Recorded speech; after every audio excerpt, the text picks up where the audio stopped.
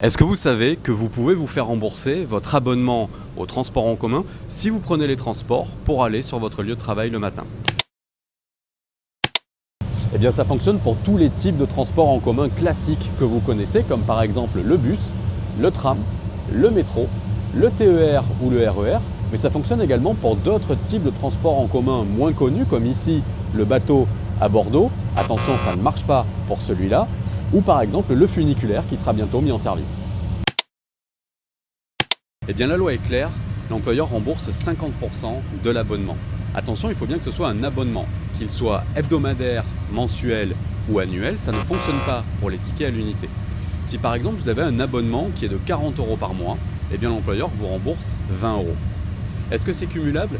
Oui, bien entendu. Si vous avez par exemple 2 abonnements au transport en commun pour aller sur votre lieu de travail, par exemple 40 € pour le bus, 20 € pour le bateau, donc une dépense totale de 60 € pour vos transports en commun, eh bien l'employeur vous rembourse 30 € par mois.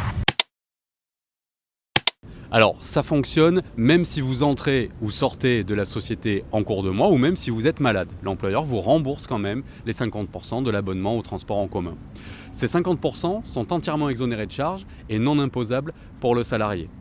Est-ce que par contre l'employeur peut rembourser plus que 50%? Eh bien oui, bien entendu, s'il le souhaite, c'est à l'avantage du salarié, il peut donc rembourser plus. Par contre, la fraction qui dépasse les 50% sera quant à elle réintégrée dans le brut, soumise à cotisation et imposable pour le salarié. Bonne nouvelle, pour les années 2022 à 2026, la limite exonérée est portée exceptionnellement à 75%.